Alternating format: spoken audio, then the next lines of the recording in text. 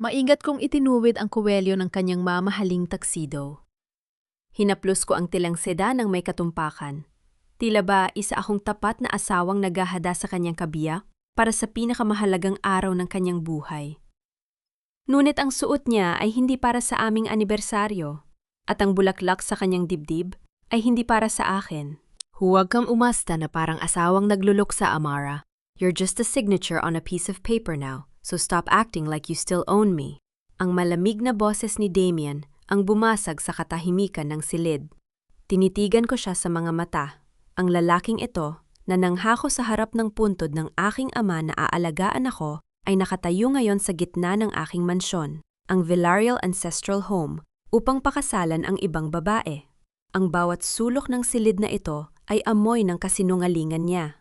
I already gave you the divorce papers, diba? Behave yourself outside. Ayaong mapahiya sa harap ng mga Valdez. Pagpapatuloy niya habang tinitingnan ang sarili sa salamin ng may kayabangan. Isipin mo na lang na investment ito para sa kumpanya. You're too weak to handle the business, Amara. I am just doing what's necessary to save your father's legacy from your incompetence.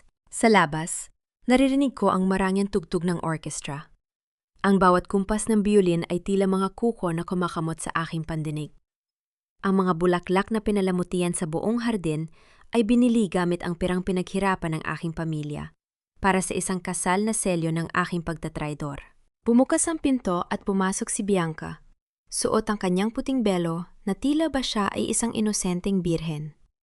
Lumapit siya sa amin. Ang kanyang mga mata ay nanunuya sa kabila ng kanyang matamis na ngiti. Oh, Amara! Thank you for helping my Damien with his tie. Napakabuti mo talagang kaibigan. Ang boses ni Bianca ay parang asukal na may lason. Hinawakan niya ang braso ni Damien nang may pag-angkin. Don't worry, once we're married, hinding-hindi ka namin pababayaan.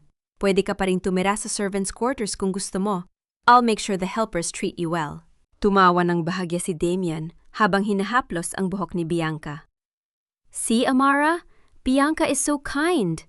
Kaya wag kang gagawa ng eksena sa labas. Just stay in the shadows like you always do. Sa sandaling yon, naramdaman ko ang isang kakaibang lamig na dumalay sa aking mga ugat. Hindi ito ang lamig ng takot, kundi ang talim ng yelo na bumabaon sa aking puso.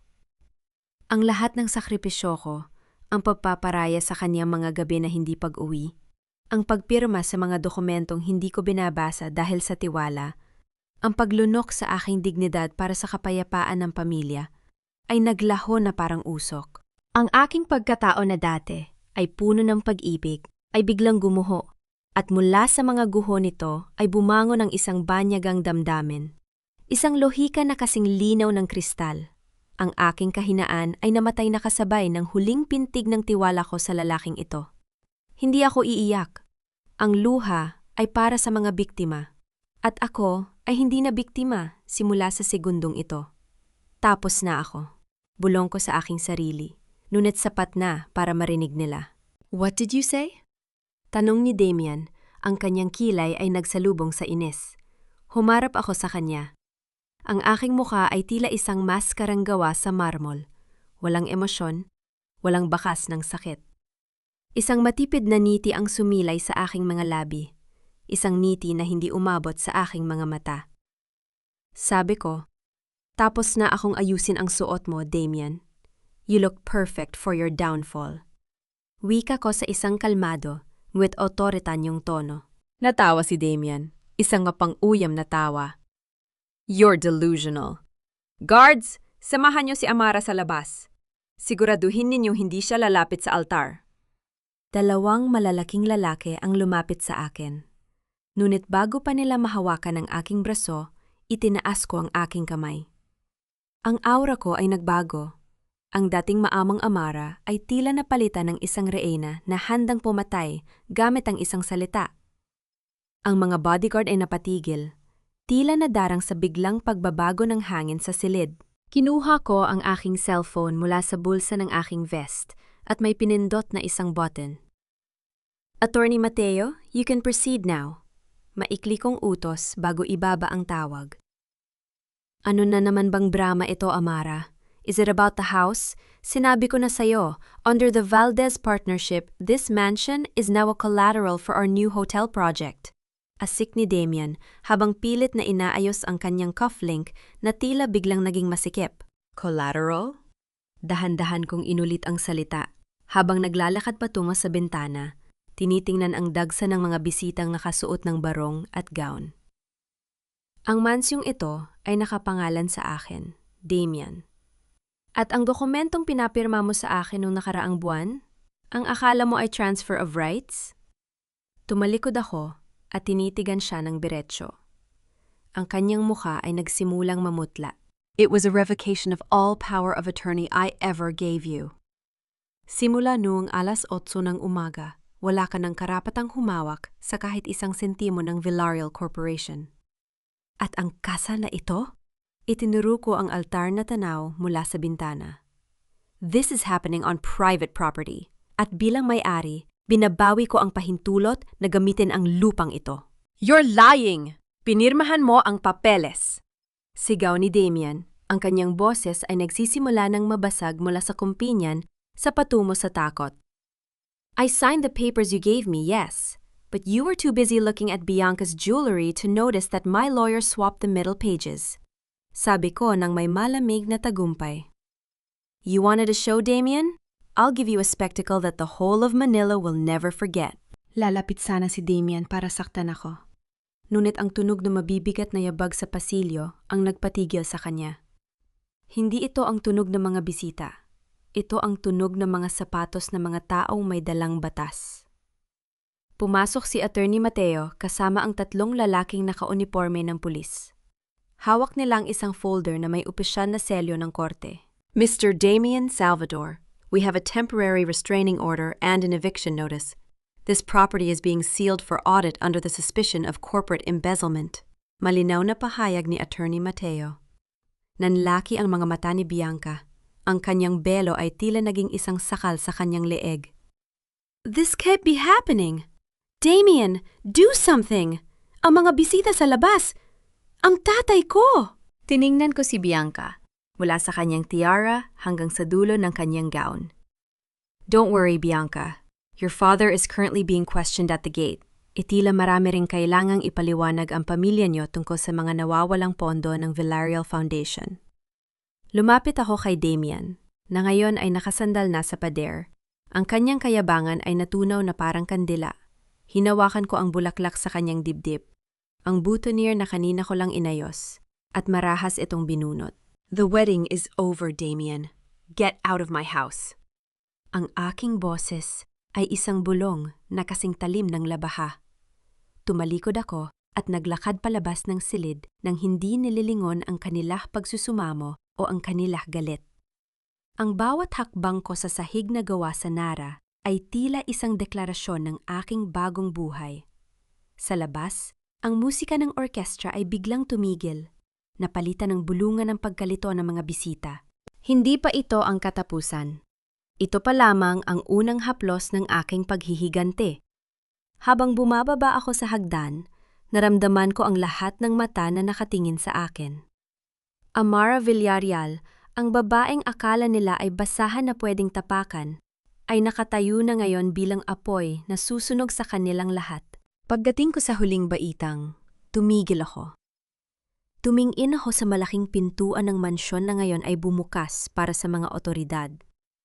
Ang hangin sa labas ay sariwa, ngunit ang loob ng aking puso ay nananatiling kasing lamig ng gabi.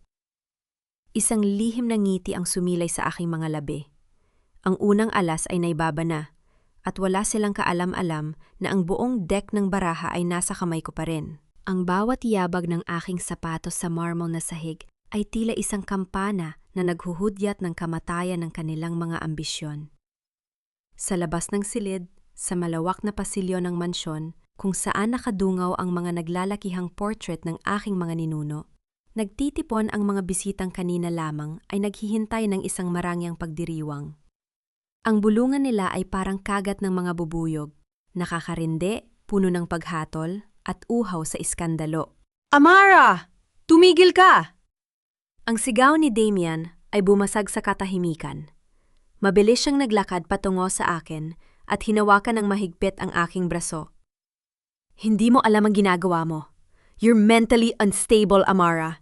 Ang lahat ng ito, ang mga dokumentong ito, ay gawa-gawa lang na kung sinong manggagansu na binayaran mo. Tiningnan ko ang kanyang kamay na nakahawak sa akin. Isang dumi na kailangang punasan. Nanatiling kalmado ang aking mukha, ngunit ang aking mga mata ay tila dalawang talim na nakatitig sa kanya. Bitawan mo ako, Damian. Bago ko dagdagan ang kasong isasampa ko sa iyo ng physical assault, ang boses ko ay mababa, halos pabulong. Ngunit sapat na para maramdaman niya ang panganib. Dahan-dahan niyang binitawan ang aking braso. Ngunit hindi siya tumigil. Ang kanyang muka ay nagbagong anyo. Mula sa takot, bigla itong napalitan ng isang mapagkunwaring pag-aalala. Ito na ang kanyang paboritong armas, ang gaslighting. Amara, please, listen to me. Pagsusuma mo niya, sapat na malakas para marinig ng mga bisitang nakikinig. Alam nating lahat na nahihirapan ka simula nung mamatay ang daddy mo. I did everything to save you from your depression. Pinirmahan mo ang mga papeles na yon dahil alam mong hindi mo kayang patakbuhin ang kumpanya sa ganitong kalagayan. Ginagawa ko lang ito para protektahan ka. Para protektahan ang pamilya natin. Isang mapait na tawa ang muntik nang kumawala sa aking lalamunan. Ngunit pinigilan ko ito. Ang kanyang mga salita ay tila lason na binalot ng asukal. Pinagmumukha niya akong baliw sa harap ng maraming tao upang mapawalang bisa ang aking mga legal na hakbang. Protektahan ako? Inulit ko ang kanyang sinabi habang dahan-dahang humahakbang patungo sa kanya. Pinrotektahan mo ba ako noong dinala mo si Bianca? Sa kama nating dalawa habang nasa ospital ako para sa aking check-up? Pinrotektahan mo ba ako noong unti-unti mong inililipat ang mga pondo ng Villarreal Foundation sa mga offshore accounts na nakapangalan sa'yo at sa Don Valdez na yan? Amara, that's enough, singit ni Bianca. Lumapit siya habang humahagulgol. Ang kanyang mga mata ay puno ng peking luha na tila isang teleserye queen. Naiintindihan ko na nasasaktan ka dahil ikakasal kami. Pero wag mo naman kaming gawan ng kwento. Paano na ang baby ko? Amara, buntis ako. Gusto mo bang mapahamak ang magiging anak ni Damian dahil sa selos mo? Lumapit ang ilang matatandang bisita. Mga kaibigan ng pamilya na mukhang naniwala sa drama ni Bianca. Naririnig ko ang kanilang mga bulong. Kawawa naman si Bianca. Masyado yatang naging malupit si Amara dahil sa sakit. Baka nga hindi na siya nasa tamang isip. Ito ang gupit na laging ginagamit ng mga mahihina. Ang gamitin ang kanilang kahinaan bilang sandata. Ngunit ang hindi nila alam, wala nang puwang ang awa sa puso ko. Buntis ka? Tinaasan ko siya ng kilay. Bianca, ang huling beses na nagpa-check up ka sa St. Luke's, ang resulta ay malinaw. You have a persistent case of PCOS and hormonal imbalance that makes it nearly impossible for you to conceive right na yon. Kaya ang tanong, sino ang doktor na nag-imbento ng baby na yan? O baka naman pati ang mattress mo ay kasing sinungaling ang dila mo? Natigilan si Bianca. Ang kanyang pag-iyak ay biglang naputol, napalitan ng isang ekspresyon ng purong takot. Hindi niya inasahan na hawak ko ang kanyang medical records. At ikaw, Damian? Hinarap ko muli ang aking asawa. Utang na loob? Yun ba ang tawag mo sa pagnanakaw mo? Naalala mo ba noong pinulot kita sa isang hamak na construction site dahil sa potensyal na nakita ni Daddy sa'yo? Binigyan ka namin ng pangalan, ng damit at ng kapangyarihan. Ngunit ang ahas, kahit gaano mo pakainin, mananatiling ahas. Walang iyang babae ka! Isang matandang boses ang umalingaw-ingaw mula sa itaas ng hagdan. Si Don Valdez. Ang kanyang presensya ay tila isang madilim na ulap na bumabalot sa buong mansyon. Hawak niya ang kanyang baston na may gintong hawakan. Bawat tuktok nito sa sahig ay naglalabas ng tunog na puno ng otoridad. Amara, masyado kang nagiging mayabang dahil lang sa ilang pirasong papel. Wika ni Don Valdez habang pababa ng hagdan. Huwag mong kalimutan kung sino ang kausap mo. Ang pamilya Valdez ay hindi basta-basta pwedeng hiyain sa publiko.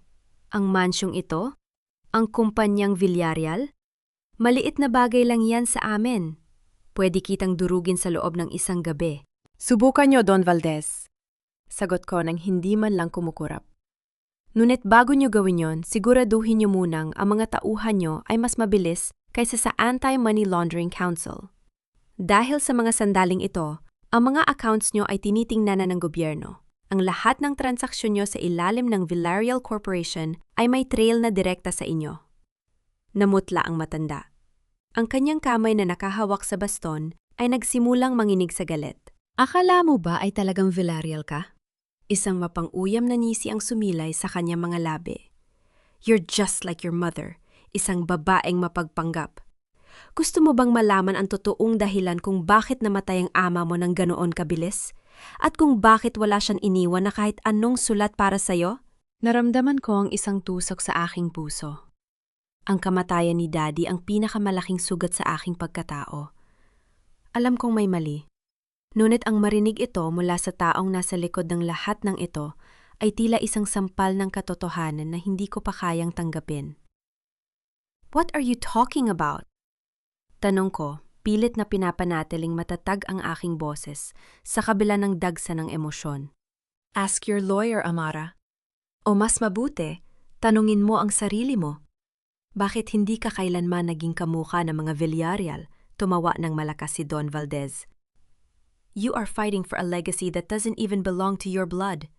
You are a nobody, Amara. Isang basurang pinulot lang sa lansangan at binihisa ng seda. Ang mga bisita ay napasinghap. Ang bawat mata ay nakatutok sa akin.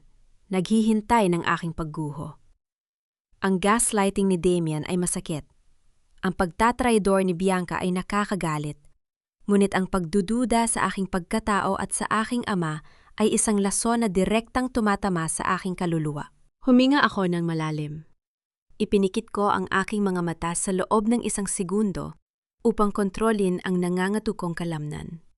Nang idilat ko ang mga ito, wala silang nakitang luha, wala silang nakitang kahinaan. Kahit pa ako ay pinulot lang sa lansangan, Don Valdez. Simula ko, ang boses ko ay kasing lamig ng gabi sa sementeryo. Mas marangal pa rin ang basurang binihisa ng seda kaysa sa mga taong nakasuot ng seda. Ngunit ang kaluluwa ay mas mabaho pa sa nabubulok na bangkay. Kung ang dugo ko man ay hindi Villarreal, ang bawat sentimo at bawat bato ng mansyong ito ay nakapangalan sa akin. At yon ang batas na hindi nyo mababago ng kahit anong pananakot. Tumingin ako kay Attorney Mateo na nasa likuran ko. Attorney, dalhin na ang mga ito sa labas. At tawagan ng security team. I want this mansion sanitized. Ayoko nang makakita ng kahit anong bakas ng mga taong ito sa loob ng aking pamamahay. Amara, hindi pa tayo tapos. You will pay for this. Sigaw ni Damian habang kinakaladkad siya ng mga security guards palabas ng pinto. Si Bianca ay patuloy sa kanyang pag-iyak. Ngunit na yon ay wala nang nakikinig sa kanya. Ang mga bisita ay nagsimula na ring mag-alisan. Dala ang mga kwento ng kahihiyan ng pamilya Valdez at Salvador. Naiwan akong nakatayo sa gitna ng malawak na bulwagan. Ang katahimikan ay tila isang mabigat na kumot na bumalot sa akin. Nanatili akong matuwid ang tindig hanggang sa masara ang malaking pinto ng mansyon. Doon lamang ako nang hina. Napahawak ako sa pasimano ng hagdan, ang aking mga daliri ay mariing nakabaon sa kahoy. Ang mga salita ni Don Valdez ay patuloy na umaalingaw-ngaw sa aking isipan. You're a nobody, Amara. Ma'am Amara, okay lang po ba kayo? Lumapit si Attorney Mateo, ang kanyang muka ay puno ng pag-aalala. Tumingin ako sa kanya, ang aking mga mata ay naghahanap ng kasagutan. Totoo ba, Mateo? Ang sinabi niya tungkol sa tatay ko? Hindi sumagot si Mateo ng mabilisan. Inayos niya ang kanyang salamin at iniwas ang tingin. May mga bagay na mas mabuting pag-usapan sa loob ng opisina, Amara. Ngunit sa ngayon, kailangan mong magpahinga. Marami pa tayong gagawin bukas. Lalang bumigat ang aking pakiramdam. Ang tagumpay ko ngayong gabi ay tila nabahira ng isang mas malalim at mas madilim na lihim. Isang lihim na maaaring sumira sa lahat ng aking ipinaglalaban. Bago pa man ako makasagot, tumunog ang aking telepono. Isang unregistered number ang tumatawag. Sinagot ko ito ng walang pag-aalinlangan. Hello? Amara, kung gusto mong malaman ang katotohanan tungkol sa iyong ama, pumunta ka sa lumang warehouse sa Pier 4 bukas ng gabi. Mag-isa ka lang.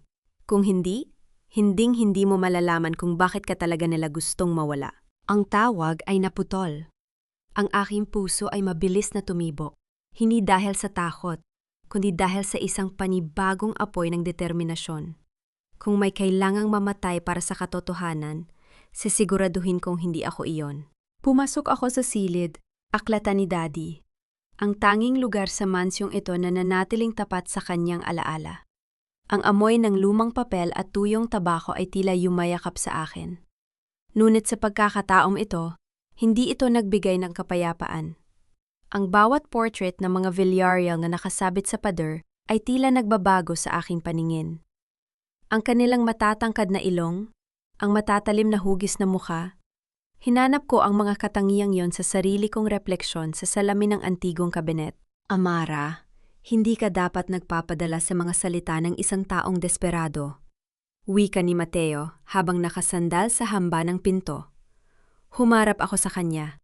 Ang aking mga kamay ay nakakuyom sa ibabaw ng lamesa. Bakit hindi mo ako matingnan ng diretsyo, Mateo? Nung sinabi ni Don Valdez na hindi ako isang Villarreal, ikaw ang unang umiwas ng tingin. Bilang abogado ng pamilya, sa loob ng 3 dekada, may alam ka na hindi ko alam. Huminga ng malalim si Mateo at lumapit sa akin. Ang katotohanan ay may sariling oras ng paglabas, Amara. Ang mahalaga ngayon ay ang iyong kaligtasan. Ang tawag na natanggap mo, huwag kang pumunta sa Pier 4, patibong yon. Lahat ng bagay sa buhay ko ngayon ay patibong, Mateo. Malamig kong sagot habang kinukuha ang aking jacket. Ngunit mas pipiliin kong harapin ang panganib kaysa mabuhay sa isang kasinungalingan. Kung hindi ako Villarreal, sino ako? At bakit kailangan mamatay ni Daddy para lang makuha nila ang mansyong ito? Hindi na ako naghintay ng sagot. Nilagpasan ko siya at mabilis na naglakad patungo sa garahe. Ang gabi ay madilim. Ang langit ay tila isang malaking tilang itim na walang bituin. Habang minamaneho ko ang aking sasakyan patungo sa Pier 4, ang bawat ilaw ng post na nadadaanan ko ay tila mga nanunuya na mata. Ang Pier 4 ay isang abandonadong bahagi ng daungan. Ang tunog ng mga alon na humahampas sa kalawanging pundasyon ng pantalan ay nagbibigay ng isang nakakapangilabot na ritmo sa katahimikan. Ang amoy ng alat at nabubulok na bakal ay nanunuot sa aking ilong. Itinigil ko ang sasakyan malayo sa lumang warehouse. Pagbaba ko, ang tunog ng aking bawat hakbang sa semento ay tila ba umaalingaw sa buong paligid? Walang tao. Tanging ang mga lumang container van na puno ng kalawang ang aking kasama. Nandito na ako! Sigaw ko. Ang boses ko ay matatag sa kabila ng kaba sa aking dibdib. Lumabas ka kung talagang may sasabihin ka. Isang anino ang dahan-dahang lumabas mula sa likod ng isang tumpok na mga kahoy na kaban. Isang matandang lalaki, kuba ang likod at nakasuot ng kupas na jacket. Nang malapit na siya sa liwanag ng isang pumapandit na bombilya, nakilala ko siya. Mang Tino? Bulong ko. Siya ang dating personal na driver ni Daddy, ang taong biglang naglaho matapos ang libing. Ma'am Amara? Salamat at dumating kayo. Ang boses niya ay nanginginig. Tila ba bawat salita ay isang pasanin? Kailangang malaman niyo. Ang inyong ama, hindi siya inatake sa puso. Alam ko. Sagot ko habang lumalapit sa kanya. Sino ang may gawa? Si Damian ba? O si Don Valdez? Umiling si Mang Tino. Ang kanyang mga mata ay puno ng takot. Higit pa sa kanila, ma'am. Ang inyong ama ay may hawak na dokumento, isang pangalawang testamento. Doon niya isinulat ang lahat, ang tungkol sa inyong tunay na pagkakakilanlan at ang mga transaksiyong ilegal na kinasangkutan ni Don Valdez gamit ang pangalan ng Villarreal. Nasaan ang dokumentong yon? Tanong ko, ang aking puso ay mabilis na tumitibok. Kumuha siya ng isang maliit, maduming sobre mula sa loob ng kanyang jacket. Ibinigay ito sa akin ni Sir bago siya mawala. Sabi niya, ibigay ko lang ito sa inyo kapag handa na kayong lumaban. Pero ma'am, mag-ingat kayo. Hindi lang pera ang habol nila. Ang mansyong iyon? May itinatago ang mansyong iyon na mas mahalaga pa sa ginto. Kinuha ko ang sobre. Ngunit bago pa ako makapagpasalamat, isang malakas na tunog ng pagpreno ng sasakyan ang bumasag sa katahimikan ng daungan. Dalawang itim na van ang mabilis na huminto sa harap namin. "Takbo, Ma'am Amara! Takbo!" Sigaw ni Mang Tino. Bago ko pa magwa, 4 na lalaking nakasuot ng bonnet ang bumaba mula sa mga van. Ang isa sa kanila ay may hawak na bakal na pamalo. Hindi sila nag-atubili. Sa isang iglap, nasikmuraan si Mang Tino at bumagsak sa semento. "Bitawan niyo siya!" Sigaw ko habang sinusubukan kong lumapit. Ngunit isang malakas na braso ang yumakap sa aking leeg mula sa likuran. Naramdaman ko ang malamig na talim ng isang kutsilyo sa aking pisingi. Ang amoy ng sigare, at murang pabango ng lalaking humahawak sa akin ay nakakasuka. "Ang tapang mo talaga, Amara!" Ang boses na iyon, kilala ko ang boses na iyon. Hindi si Damian. Hindi si Don Valdez. Ito ang boses ng kanang kamay ni Don Valdez. Si Victor. "Nasaan ang dokumento, Amara? Ibigay mo sa amin ng maayos? At baka hayaan ka naming mabuhay ng sapat para makita ang pagbagsak ng pangalang Villarreal." Bulong ni Victor sa aking tainga. Sa kabila ng panganib, isang malamig na lohika ang nanaig sa aking isipan. Kung papatayin nila ako ngayon, hindi nila malalaman kung nasaan ang orihinal na mga kopya na ibinilin sa akin ni Mateo. Kailangan kong gamitin ang tanging alas na meron ako, ang kanilang kasakiman. "Wala rito ang hinahanap niyo." Wika ko ng may determinasyon, kahit nararamdaman ko ang pagbaan ng kutsilyo sa aking balat. "Ang sobreng ito, piin lang ito. Ang totoong testamento ay nasa isang vault na tanging ako lang ang nakakaalam ng code. Patayin niyo ako at hinding-hindi niyo makukuha ang gusto niyo." Naramdaman ko ang pag-aalangan sa hawak ni Victor. "Naglalaro ka ba, Amara? Subukan niyo ako." Hamon ko. "Gusto niyo ng katotohanan o gusto niyo ng pera? Dahil sa sandaling mamatay ako, lahat ng ebidensya laban sa inyo ay direktang ipapadala sa media at sa pulisya. It's a dead man switch." Isang sandali ng nakakangilong katahimikan ang namayani. Ang tanging naririnig ko ay ang paghampas ng dagat at ang mabigat na paghinga ng mga lalaking nakapaligid sa akin. Biglang binitawan ni Victor ang aking leeg.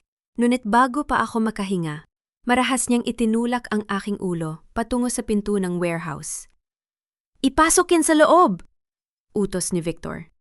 "Sunigin ang warehouse. Kung totoo ang sinasabi niya, lalabas ang vault na yan sa gitna ng mga abo. Kung nagsisinungaling siya, mas mabuting mamatay na siya rito." Kinaladkad nila ako sa loob ng madilim at maalikabok na gusali. Itinapon nila ako sa gitna ng mga lumang kaban. Bago nila isara ang malaking pintuang bakal, nakita ko si Victor na naglalabas ng isang lighter. "Paalam, Amara. Sayang, maganda ka pa naman sana. Pero masyado kang matalino para sa sarili mong ikabubuti." Narinig ko ang marahas na pagpihit ng kandado mula sa labas. Pagkatapos, ang nakakatakot na katahimikan ay napalitan ng isang mahinang tunog ng pagtalsik ng likido. Ang matapang at masangsang na amoy ng gasolina ay nagsimulang gumapang mula sa ilalim ng pinto patungo sa kinaroroonan ko. Nakalak ako sa loob, mag-isa, sa dilim. At ang amoy ng kamatayan ay unti-unti nang lumalapit. Ngunit habang kinakapa ko ang sobre sa aking bulsa, isang bagay ang naramdaman ko. Isang maliit, matigas na bagay na nakadikit sa loob ng sobre. Isang susi. Hindi ito susi ng vault. Ito ay susi na may tatak ng Villarreal Ancestral Home. Ang aking ama ay hindi lang basta nag-iwan ng dokumento. Nag-iwan siya ng paraan para makalabas ako sa anumang kulungan, maging ito man ay gawa sa bakal o gawa sa mga lihim ng nakaraan. Ang init ng apoy ay hindi dahan-dahang gumagapang. Ito ay marahas na sumusugod, tila isang gutom na hayop na naghahanap ng biktima. Ang masangsang na amoy ng nasusunog na gasolina ay humahalos sa makapal at itim na usok na nagsisimulang bumalot sa buong warehouse. Nararamdaman ko ang hapdi sa aking lalamunan sa bawat paghinga, Ang bawat hininga ay tila isang paglunok ng bubog. Ngunit sa gitna ng nagngangalit na apoy, ang aking isipan ay nananatiling kasing lamig ng yelo. Hindi ako mamamatay rito. Hindi sa kamay ng mga taong tulad ni Victor at Damian. Mariin kong hinawakan ang susi na may tatak ng Villarreal. Tumingin ako sa paligid.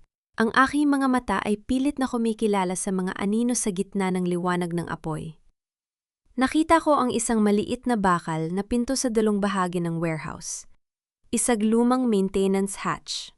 Dugo, pawis, at uling ang bumabalot sa aking mukha habang pilit kong kinakaladkad ang aking katawan patungo sa pintong yon.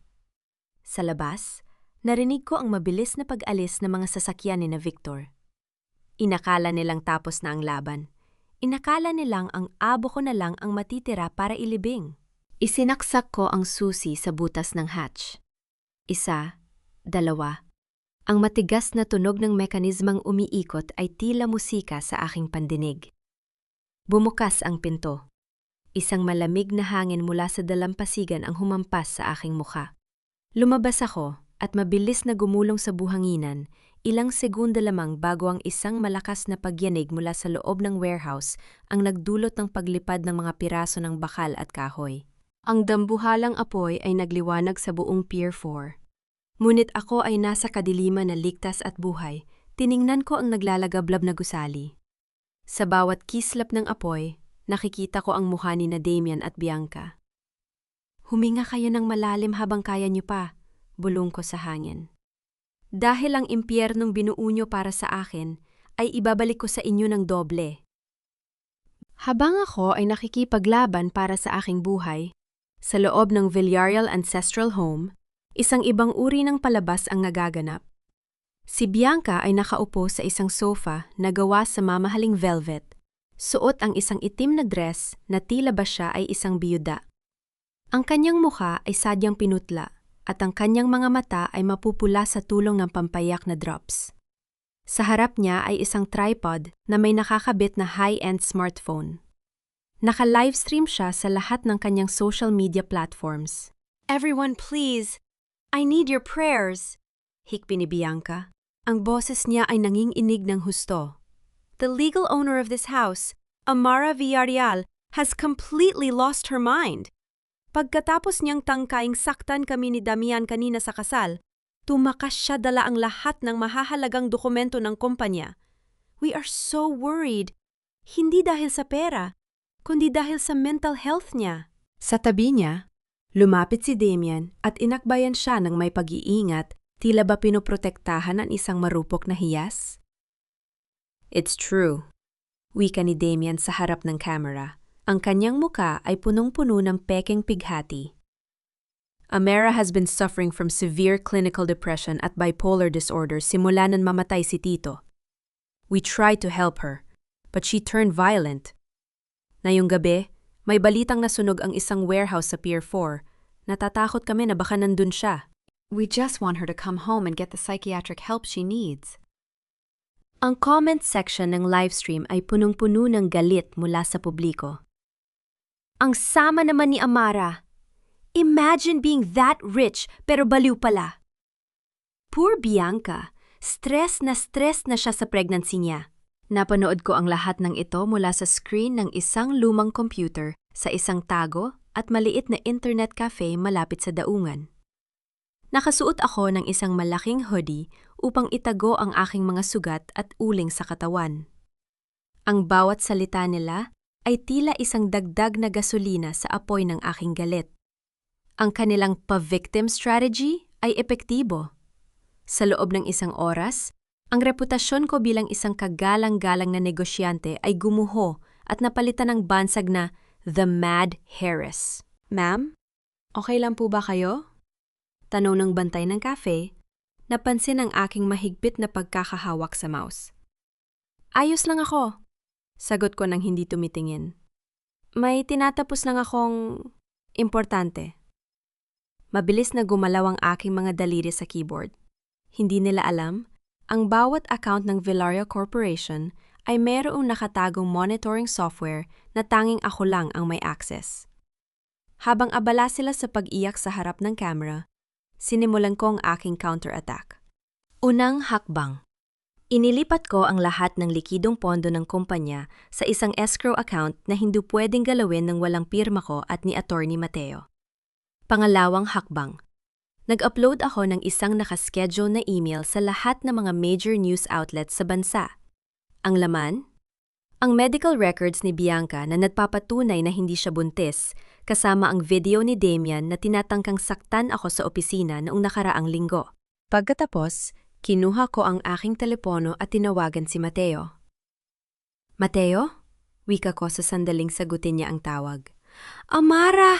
Diyos ko, nasaan ka? Akala ko kung ano nang nangyari sa'yo, ang balita sa TV. Buhay ako, Mateo, at mas malinaw na ang lahat sa akin ngayon. Putol ko sa kanyang pagsasalita. Don't go to the mansion. Manatili ka sa opisina at ihanda ang lahat ng warrants for audit.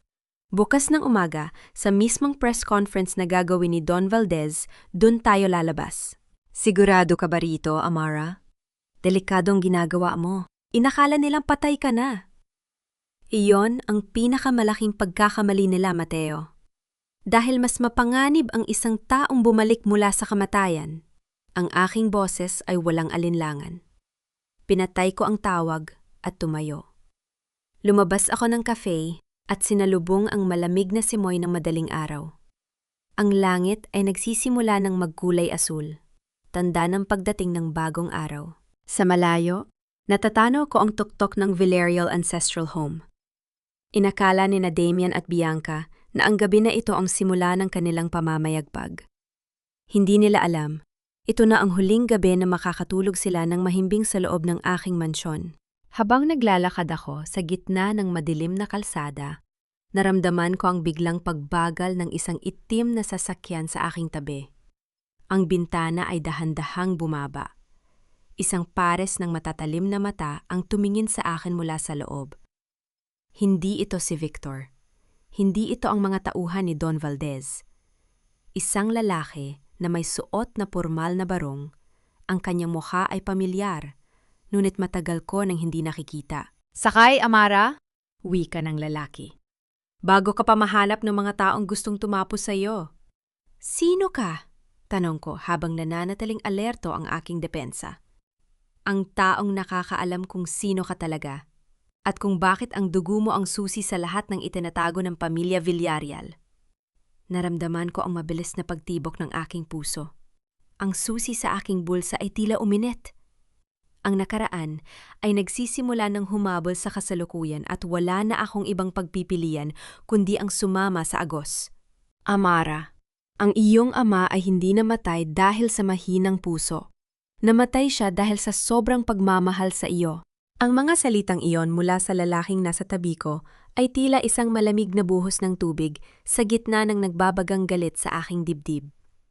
Nakaupo ako sa loob ng kanyang itim na sedan habang mabilis kaming bumabaybay sa kahabaan ng Roxas Boulevard. Ang sikat ng araw ay nagsisimula ng sumilip sa abot-tanaw, nagbibigay ng gintong liwanag sa Manila Bay, ngunit sa loob ng sasakyang ito, ang lahat ay nananatiling madilim at puno ng misteryo. Tiningnan ko ang lalaki. Siya si Gabriel Villarreal, ang kapatid ni Daddy na matagal may itiniwalag sa pamilya dahil sa pagtanggi nitong sumunod sa mga illegal na gawain ni Don Valdez noong kabataan nila. Akala ng lahat ay patay na siya, ngunit heto siya, buhay, at hawak ang manibela ng aking kapalaran. Ano ang ibig mong sabihin, Tito Gabriel? Tanong ko, ang aking boses ay kalmado ngunit may pait. Sabi ni Don Valdez, hindi ako isang tunay na Villarreal. Sabi niya isa lang akong basurang pinulot sa kalsada. Isang mapait na ngiti ang sumilay sa mga labi ni Gabriel. Yan ang pinakamalaking kasinungalingan na inimbento ni Valdez upang makuha ang lupain ng iyong ama. Amara, ikaw ay higit pa sa isang Villarreal. Ikaw ang lagi-isang tagapagmana ng isang lihim na kasunduan na maaaring magpabagsak sa buong imperyo ng mga Valdez. Ang iyong dugo? Ito ang susi sa vault na nasa ilalim ng mansyon. Isang biometric vault na tanging DNA mo lamang ang makakabukas. Napatigil ang aking paghinga. Ang vault na binanggit ni Mang Tino, ang susi na nakuha ko sa warehouse. Ang lahat ay nagsisimula ng magtagpi-tagpi. Ngunit bago natin harapin ang vault na yan, pagpapatuloy ni Gabriel, habang itinitigil ang sasakyan sa harap ng isang marangyang hotel. Kailangan muna natin harapin ang mga buhayang kasalukuyang nagdiriwang sa iyong pagkamatay. Sa loob ng Grand Ballroom ng hotel, ang kapaligiran ay puno ng mabangong pabango at tunog ng mga kubyertos. Ito ang press conference na ipinatawag ni Don Valdez. Sa gitna ng entablado, nakaupo si Damian at Bianca, katabi ang matandang Valdez. Ang mga reporter ay abala sa pagkuha ng litrato. Sa kasama ang palad, simula ni Don Valdez sa harap ng mga mikropono, ang kanyang boses ay puno ng peking pighati. Nakumpirma na ng mga otoridad na may natagpo ang bangkay sa nasunog na warehouse sa Pier 4. Bagaman kailangan pa ng DNA test, naniniwala kami na ito ang aming mahal na si Amara Villarreal. Sa gitna ng kanyang depresyon, pinili niyang wakasan ang kanyang buhay. Humagulgol si Bianca. Itinatago ang kanyang mukha sa isang puting panyo. Napakasakit. Hindi ko man lang siya nayakap bago siya nawala. At ang mas masakit, namatay siyang galit sa amin. Gayong ang tanging hangad lang namin ni Damian ay ang kanyang kabutihan. Dahil sa trahedyang ito. Singit ni Damian na nakasuot ng itim na armband. Bilang kanyang asawa, ako na ang pansamantalang mamamahala sa lahat ng ari-arian ng mga Villarreal upang masiguro na hindi mapuputol ang serbisyo ng aming kumpanya sa publiko. Isang masigabong palakpakan ang narinig mula sa mga bayarang kasosyo ni Don Valdez. Ang mga reporter ay nagsimula na magtanong tungkol sa libing at sa kinabukasan ng kumpanya. Sa sandaling iyon, ang malaking pintuan ng ballroom ay marahas na bumukas. Ang tunog ng mga dambuhalang pintong bakal na tumatama sa pader ay umalingaw-ngaw sa buong silid dahilan upang mapatigil ang lahat. Naglakad ako papasok. Hindi bilang isang biktima na puno ng uling at sugat, kundi bilang isang reyna na nagbalik mula sa kabilang buhay. Nakasuot ako ng isang nagniningning na pulang dress na tila bakulay ng dugong dumanak at apoy na aking nilampasan. Ang aking buhok ay maayos na nakapusod at ang aking mga mata ay puno ng isang mapanganib na ningning. Ang katahimikan sa loob ng ballroom ay naging bingi. Ang mga camera ay nagsimulang mag-flash ng walang humpay, ngunit sa pagkakataong ito, hindi para sa pamilya Valdez, kundi para sa akin. Sino ang tinatawag mong patay, Bianca? Ang boses ko ay umalingaw-ngaw sa bawat sulok ng silid, malinaw at kasing talim ng espada. Napatayo si Damian. Ang kanyang baso ng champagne ay nahulog sa sahig at nabasag. Ang tunog ng kristal na nagkapira-piraso ay tila naging hudyat ng kanyang pagguho. Ang mukha ni Bianca ay naging kasing puti ng papel. Ang kanyang peking iyak ay biglang napalitan ng isang ekspresyon ng purong takot. Amara? Nauutal na wika ni Damian. Paano ako nabuhay? Pagpapatuloy ko sa kanyang sasabihin, habang dahan-dahan akong umaakyat sa entablado. Inakala niyo ba na ang isang maliit na apoy sa warehouse ay sapat na para burahin ang katotohanan? Inakala niyo ba na sapat na ang mga peking luha at livestream para makuha ang lahat ng pag-aari ko? Humarap ako sa mga reporter. Ang aking mukha ay walang bakas ng takot. Mga kaibigan sa media, narito ako upang linawin ang lahat. Hindi ako baliw at lalong hindi ako patay. Ang mga taong nakikita nyo sa harap nyo, si Damian Salvador at Bianca Valdez, ay ang mga taong nagtangka sa aking buhay kagabi. Nagsisinungaling siya! Sigaw ni Don Valdez, pilit na ibinabalik ang kanyang autoridad. Wala kang ebidensya! Security, ilabas ang babaeng ito. She is an imposter. Ebidensya bang gusto mo, Don Valdez? Lumingon ako kay Attorney Mateo, nakakarating lang kasama ang mga pulis sa pintuan. Attorney, ipakita ang resulta ng DNA test na kinuha natin mula sa hospital record ni Bianca. At ipakita rin ang CCTV footage mula sa Pier 4 bago sumabog ang warehouse. Sa malaking screen ng ballroom, lumitaw ang isang dokumento. Ang resulta ay malinaw. Negative pregnancy test.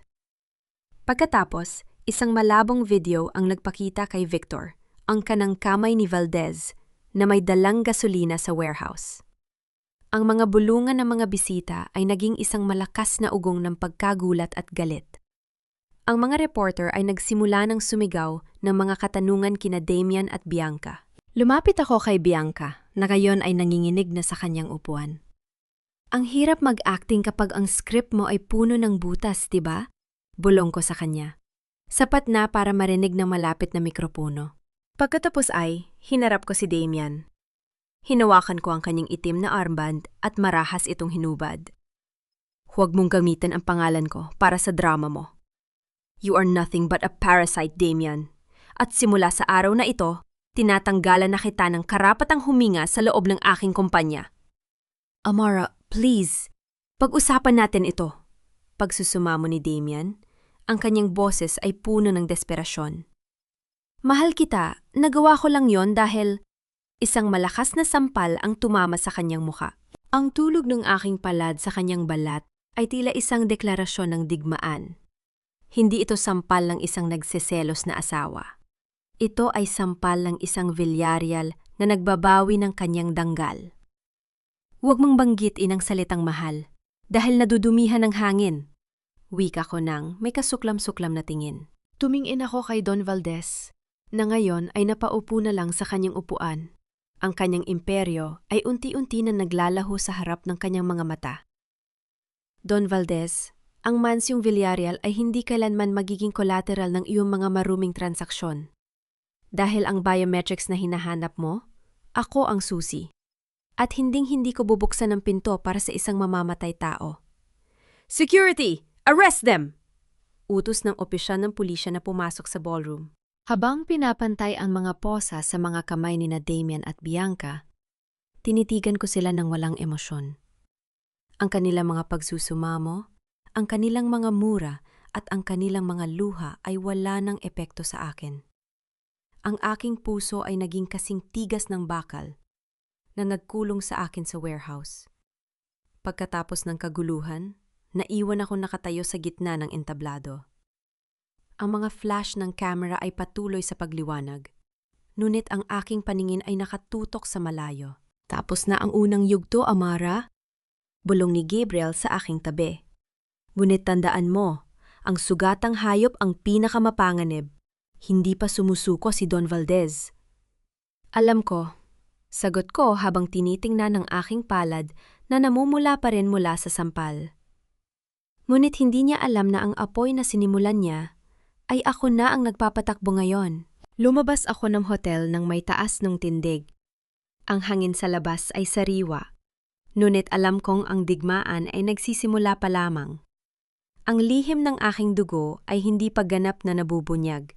At ang vault sa ilalim ng mansyon ay naghihintay pa rin. Ang mansyong Villarreal ay tahimik. Ngunit ang katahimikang ito ay hindi nagbibigay ng kapayapaan. Ito ay ang uri ng katahimikan bago ang isang malakas na bagyo. Habang naglalakad ako sa malawak na bulwagan, ang tunog ng aking mga hakbang ay umaalingaw-ngaw sa bawat sulok ng bahay na ito na dati ay puno ng tawanan ni Daddy. Ngunit na yon ay tila isang malaking libingan ng mga lihim. Ma'am Amara, nailipat na po ang lahat ng gamit ni Damian at Bianca sa labas. Ang mansyon ay malinis na. Ulat ng isa sa aking mga bagong security personnel. Tumango ako ng bahagya. Salamat! Siguraduhin niyo ring palitan ang lahat ng passcodes at biometrics sa bawat pinto. Ayokong may kahit anong bakas ng amoy nila ang maiwan dito. Pag-alis ng bodyguard, humarap ako kay Gabriel at Mateo na naghihintay sa silid-aklatan. Sa ibabaw ng mesa ay nakalatag ang isang blueprint ng mansyon, isang lumang kopya na may mga marka ng pulang tinta na isinulat mismo ni Daddy. Narito ang vault, Amara, itinuro ni Gabriel, ang isang bahagi ng basement na wala sa opisyal na plano ng bahay. Hindi ito simpleng taguan ng alahas. Ang vault na ito ay naglalaman ng The Ledger, ang listahan ng lahat ng opisyal na tumanggap ng suhol mula kay Don Valdez sa loob ng 20 taon. Yan ang dahilan kung bakit desperado silang patayin ka. Kapag nabuksan ang vault na yan, guguho ang buong sistema ng korupsyon sa bansang ito. At ang biometrics? Tanong ko. Ang iyong dugo. Sagot ni Mateo sa seryosong tono. Isang custom-made DNA scanner na binuo ni Sir para masiguro na tanging ang kanyang tunay na tagapagmana lamang ang makakakuha ng katotohanan. Ngunit mag-ingat ka, Amara. Don Valdez is out on bail. Napatigil ako sa pag-aayos ng aking buhok. Pyle? Paano? Ang dami nating ebidensya. Pera, Amara. At impluensya. Buntong hininga ni Mateo. Ginamit niya ang kanyang mga koneksyon sa korte. Labas na rin si Bianca dahil sa medical emergency, kuno. Si Damien lang ang nananatili sa loob dahil wala siyang pambayad ng piyansa at itinakwil na siya ng mga Valdez. Isang malamig na ngiti ang sumilay sa aking mga labi. Ang mga daga ay nakalabas na sa kanilang butas. Mas mabuti ito. Mas madaling durugin ang kaaway kapag nakikita mo silang gumagalaw sa labas. Hayaan silang magsaya sa panandaliang kalayaan. Wika ko habang kinukuha ang isang maliit na scalpel mula sa first aid kit sa mesa. Dahil ang gabi na ito ang huling pagkakataon na makakahinga sila ng maluwag. Bumaba kami sa basement. Ang hangin doon ay malamig at amoy ng lumang semento. Sa likod ng isang dambuhalang istante ng mga alak, may isang nakatagong pinto na gawa sa makapal na asero. Wala itong susi. Wala itong keypad. Tanging isang maliit na kristal na pleto ang nakalagay sa gitna nito. Huminga ako ng malalim. Dahan-dahan kong ginilitan ang dulo ng aking hintuturo gamit ang scalpel. Ang isang patak ng pulang likido ay dumanak at dumikit sa kristal na pleto. Paragraph. Ang katahimikan ay nabasag ng isang mahinang tunog ng mekanismong gumagalaw sa loob ng pader. Ang dambuhalang asero ay dahan-dahang umatras, naglalabas ng isang asul na liwanag mula sa loob. Ngunit bago pa kami makahakbang papasok, isang pamilyar at nakakarinding tawa ang umalingaw-ngaw mula sa aming likuran. Salamat, Amara. Hindi ko akalain na mapapadali mo ang trabaho ko. Ang boses ni Don Valdez ay puno ng panunuya. Mabilis akong lumingon at nakita ko si Don Valdez kasama ang 3 lalaking armado ng mga baril. Sa tabi niya ay si Bianca, na wala ng bakas ng sakit sa kanyang mukha. Hawak niya ang isang maliit na remote control. Don Valdez! Ang boses ko ay nananatiling matatag, kahit nararamdaman ko ang kaba ni Mateo sa aking tabi. Akala mo ba ay makakalabas ka rito ng buhay? Huwag ka nang maging bayani, Amara. Asik ni Bianca habang lumalapit. Ang kanyang mga mata ay nanglilisik sa init. Sa sandaling makuha namin ang ledger na yan, sasabog ang mansyong ito. Ang publiko ay maniniwala na isa itong aksidente, isang gas leak na pumatay sa nag-iisang tagapagmana ng mga Villarreal at sa kanyang mga kasabwat. You're insane! Wika ko nang may kasuklam-suklam na tingin. No, Amara. I am a businessman, sagot ni Don Valdez habang inuutusan ang kanyang mga tauhan na pumasok sa loob ng vault. Ang ledger na yan ang aking insurance. At ikaw? Ikaw ang mitsa ng sarili mong katapusan. Pumasok ang mga tauhan ni Valdez sa loob ng vault, ngunit ang hindi nila alam, napansin ko ang isang maliit na pulang ilaw sa itaas ng pinto na nagsimulang kumislap ng mabilis simula nang bumukas ang asero. Naalala ko ang blueprint ni Daddy. May isang babala doon na nakasulat sa Latin, Si vis pacem para bellum. Kung gusto mo ng kapayapaan, maghanda ka sa digmaan. Ang vault na ito ay hindi lang taguan. Ito ay isang patibong para sa mga magnanakaw. Bianca, tignan mo ang hawak mo. Wika ko ng may kalmado ngunit nakakatakot na tono. Ano? Inis na tanong ni Bianca. Ang remote na hawak mo, hindi yan pampasabog ng mansyon. Yan ang signal jammer na inilagay ni Mateo kanina para hindi kayo makatawag ng backup. Pagsisinungaling ko ng may matatag na mukha habang dahan-dahan akong umaatras patungo sa isang lever sa gilid ng pader. Natigilan si Bianca at napatingin sa kanyang hawak. Sa sandaling iyon ng pagkalito, marahas kong hinila ang lever. Ang pinto ng vault ay biglang sumara nang may napakalakas na tunog ng bakal na nagtatama. Kinukulong ang mga tauhan ni Don Valdez sa loob. Kasabay nito, ang mga sprinkler system sa basement ay nagsimulang maglabas ng isang maputing uso. Hindi tubig, kundi isang uri ng sedative gas na agad na nakakahilo. Anong ginawa mo? Sigaw ni Don Valdez habang tinatangkang takpan ang kanyang ilong. Proteksyon, Don Valdez? Wika ko habang mabilis kaming lumalabas ni Gabriel at Mateo sa isang maliit na pinto sa gilid. Ang vault na yan ay kusang magla-lockdown kapag may pumasok na hindi otorisadong tao kasama ang tagapagmana. At ang gas na yan? It will put you to sleep long enough para dumating ang mga pulis na kanina pa naghihintay sa labas ng gate. Walang hiya ka! Susugurin sana ako ni Bianca. Ngunit dahil sa epekto ng gas, ang kanyang mga tuhod ay nanghina at bumagsak siya sa sahig. Humarap ako sa kanila sa huling pagkakataon bago isara ang huling pinto ng basement. Ang aking mukha ay walang bakas ng awa. Bianca, sabi mo kanina ay gusto manatili sa shadows, bulong ko. Ngayon, ang dilim ng basement na ito ang magiging tahanan niyo habang buhay. Isinara ko ang pinto at narinig ko ang huling pagsusumamo ni Don Valdez bago tuluyang tumahimik ang lahat. Pag-akyat namin sa itaas, ang mga wangwang ng mga pulis ay naririnig na sa buong paligid.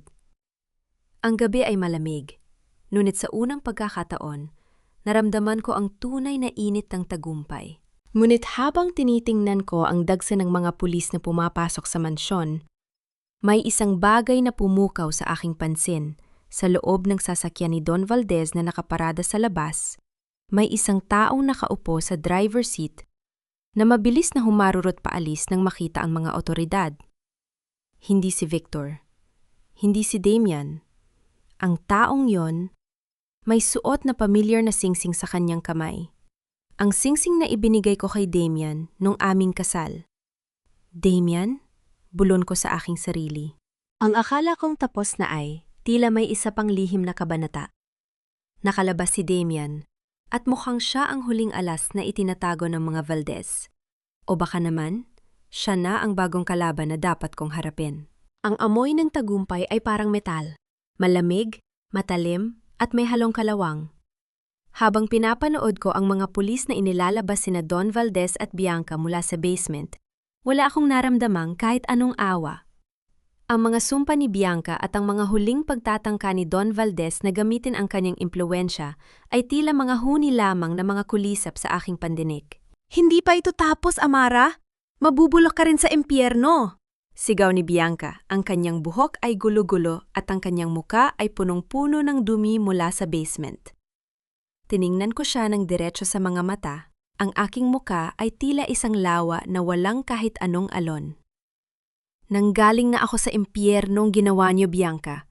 Doon ko natutunang paamuhin ang mga demonyong katulad niyo. Pagkasasa ng pinto ng mobile patrol, humarap ako kay Gabriel. Nakaalis si Damian. Nakita ko ang sasakyan ni Valdez. Siya ang nagmamaneho. Hindi siya lalayo, Amara, wika ni Gabriel habang inaayos ang kanyang baril sa bewang. Wala siyang pera, wala siyang kakampi. Don Valdez treated him like a dog. And now that the master is in a cage, the dog has nowhere to go. No, Gabriel. Damian is not just a dog. He is a scavenger, pagtatama ko. At bago siya umalis, dumaan siya sa silid-aklatan. May kinuha siya. Mabilis akong tumakbo pabalik sa loob ng mansyon, diretso sa itaas na palapag. Pagpasok ko sa silid-aklatan, bumungad sa akin ang mga nakabukas na drawer at mga kakalat na papeles. Ngunit ang aking pansin ay nakatutok sa isang maliit na uka sa ilalim ng lamesa ni Daddy. Ang lihim na lalagyan ng blue folder. Wala na ito. Ang folder na naglalaman ng mga orihinal na dokumento ng mga ilegal na lupaing kinamkam ni Damian gamit ang peking pirma ko. Iyon ang kanyang huling alas para makipagnegosasyon o di kaya ay gamitin para makapagsimula muli sa ibang bansa. Mateo, i-track ang GPS ng sasakyan ni Valdez. Utos ko sa telepono habang pababa ng hagdan. Nasa South Luzon Expressway siya, Amara. Papunta siyang Batangas Port. Mukhang balak niyang tumakas gamit ang barko. Sagot ni Mateo. Hindi siya makakaalis. Wika ko sa aking sarili. Kinuha ko ang susi ng aking sports car. Amara, wait! Delikado, hayaan mo na ang mga pulis. Habol ni Gabriel. Hindi, Gabriel. Ang utang ni Damian ay personal. At ako mismo ang maniningil ng huling sentimo. Ang kalsada ay madilim. Tanging ang asul na liwanag ng aking dashboard ang magbibigay ng kulay sa loob ng sasakyan.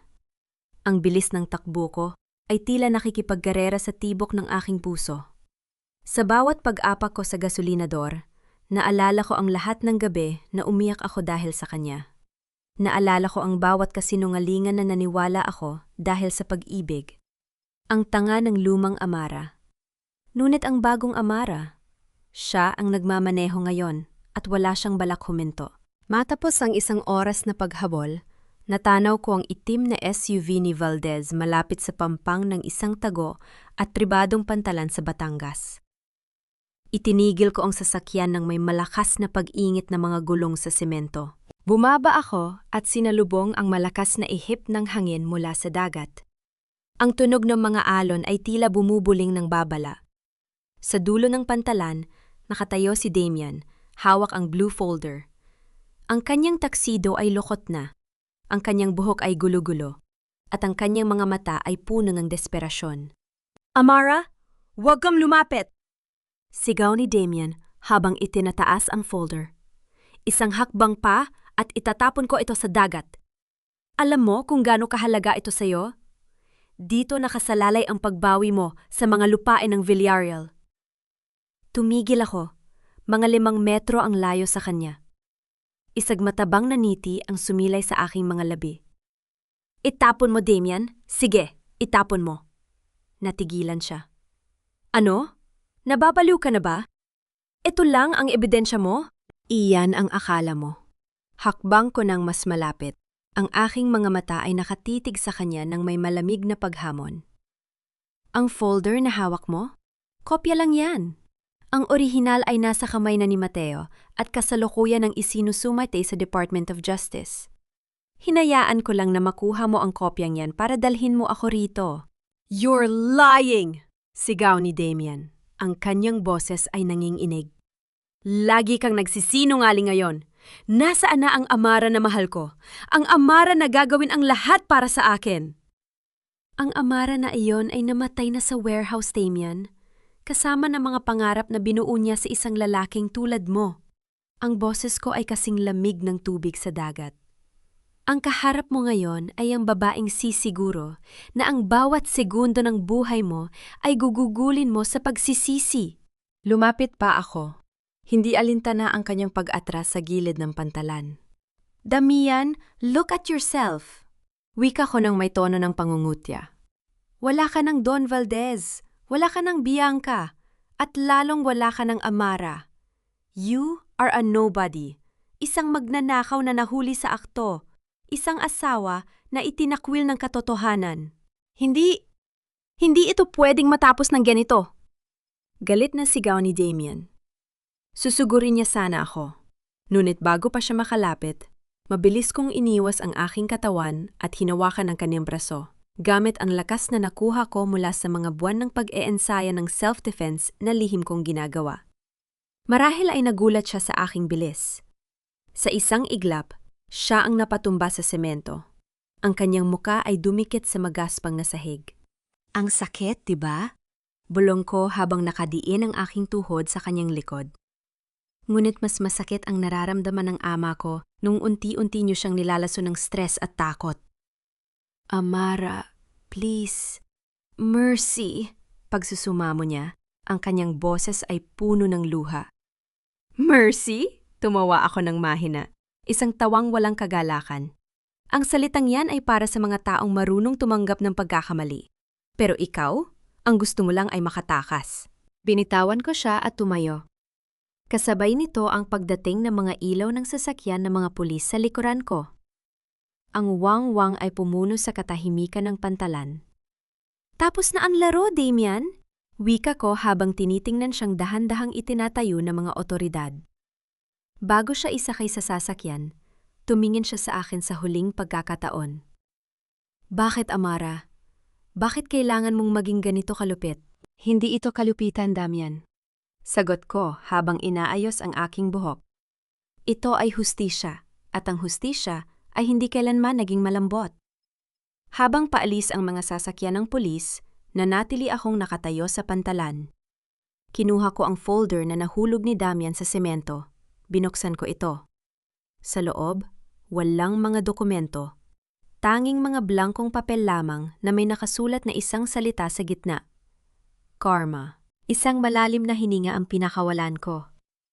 Ang bigat sa aking dibdib ay unti-unti nang nawawala. Ngunit habang tumitingin ako sa malawak na dagat, isang anino sa malayo, sa loob ng isang maliit na bangka, ang nahuli ng aking paningin. Isang taong nakasuot ng hood, nakatitig sa akin mula sa dilim, hindi pa tapos. Ang mga Valdez at Salvador ay tumba na, ngunit ang tunay na mastermind sa likod ng pagpatay sa aking ama, ang taong nag-utos kay Don Valdez, ay nananatiling malaya. At ang sing-sing sa aking daliri, na nakatago sa ilalim ng guwantes, ay nagsimulang tumibok ng kusa. Isang mekanismo? Isang tracker? Ang digmaan ay hindi pa natatapos. Nagbabago lang ang kalaban. Ang katahimikan ng mansyon sa hating gabing ito ay hindi katulad ng dati. Hindi ito ang katahimikang nagbibigay ng pahinga, kundi ang katahimikang tila nagmamasid, naghihintay sa bawat maling galaw ko. Nakaupo ako sa tapat ng malaking salamin sa aking silid, tinitingnan ang aking refleksyon. Wala na ang bakas ng uling sa aking mukha. Ngunit ang mga mata ko ay tila naging kasing talim ng mga kristal na nakasabit sa chandelier ng bulwagan. Itinaas ko ang aking kanan kamay. Ang singsing na may disenyong pamilyar, isang gintong agila na may pulang hiyas sa gitna, ay tila may sariling buhay. Nararamdaman ko ang mahinang pagtibok nito sa aking balat. Hindi ito tibok ng puso. Ito ay isang mechanical na pulso na tila nakikipag-ugnayan sa isang bagay na hindi ko pa nakikita. Amara, hindi ka pa rin ba natutulog? Tanong ni Gabriel habang dahan-dahang pumapasok sa silid. May dala siyang tablet na puno ng mga datos. Hindi ako makatulog hanggat hindi ko nalalaman kung sino ang taong nasa bangka kanina. Sagot ko nang hindi lumilingon. Don Valdez and Damian were just pawns, weren't they? May mas malaking kamay na nagpagaalaw sa kanila. Lumapit si Gabriel at ipinakita sa akin ang screen ng tablet. Tama ka. Sinuri namin ang mga huling tawag ni Don Valdez bago siya maaresto. Lahat ng utos ay nanggagaling sa isang naka-encrypt na linya. Ang tawag sa kanila sa underground, ang Oracle. Sila ang nagpupundo sa mga ilegang na transaksyon ng mga Valdez kapalit ng mga lupain ng Villarreal. At ang singsing na ito, itinuro ko ang agila sa aking daliri. Bakit ito tumitibok? Kinuha ni Gabriel ang aking kamay at sinuri ang hiyas. Ang singsing na yan ay ibinigay ng iyong ama sa iyong ina bago siya mawala. It's not just a wedding ring, Amara. It's a high-frequency transmitter. Isang susi para sa huling taguan ng iyong ama sa labas ng mansyong ito. Bago pa ako makasagot, isang kakaibang tunog ang narinig sa labas ng bintana. Ang tunog ng isang mabilis na paglipad, tila isang drone na bumabaybay sa paligid ng mansyon. Kasabay nito, ang pulang iyas sa aking singsing ay uminit ng husto, tila nagbibigay ng babala. Nahanap na nila tayo! Bulong ko. Mateo! Lock down the perimeter! Sigaw ni Gabriel sa kanyang radyo. Ngunit bago pa sila makakilos, ang lahat ng ilaw sa mansyon ay biglang namatay. Ang kadiliman ay tila isang dambuhalang kumot na bumalat sa amin. Sa gitna ng dilim, tanging ang pulang liwanag mula sa aking singsing ay nagbibigay ng kaanting anino sa silid. Amara, manatili ka sa likuran ko, utos ni Gabriel habang inilalabas ang kanyang baril. Hindi ako sumunod. Sa halip, kinuha ko ang aking sariling tactical knife na nakatago sa ilalim ng unan. Hindi na ako ang Amara na kailangang protektahan, Gabriel. Sabihin mo sa akin, nasaan ang vault ng Oracle? Nasa ibaba ng lumang simbahan sa labas ng bayan. Pero hindi tayo pwedeng pumunta doon ng walang plano. Ang plano ay ang harapin sila ngayon. Wika ko habang mabilis na naglalakad patungo sa balkona. Sa ibaba, nakita ko ang 6 na lalaking nakasuot na itim, mabilis na umaakyat sa bakod ng mansyon. Hindi sila ordinaryong magnanakaw. Ang kanilang bawat kilos ay tila sinanay sa militar. Ngunit ang mas nakakuha ng aking atensyon ay ang taong nakatayo sa tapat ng gate. Ang taong naka-hood na nakita ko sa bangka. Dahan-dahan niyang ibinaba ang kanyang hood. Sa ilalim ng liwanag ng buwan, nakita ko ang isang mukhang hindi ko inaasahan. Isang mukha na matagal ko nang inakalang bahagi na lamang ng aking gunita. Tita Elena? Bulong ko. Ang aking boses ay nanginginig sa halo-halong galit at pagkalito. Si Elena Villarreal, ang kapatid ni Daddy na sinasabing namatay sa isang aksidente, 10 taon na ang nakalilipas.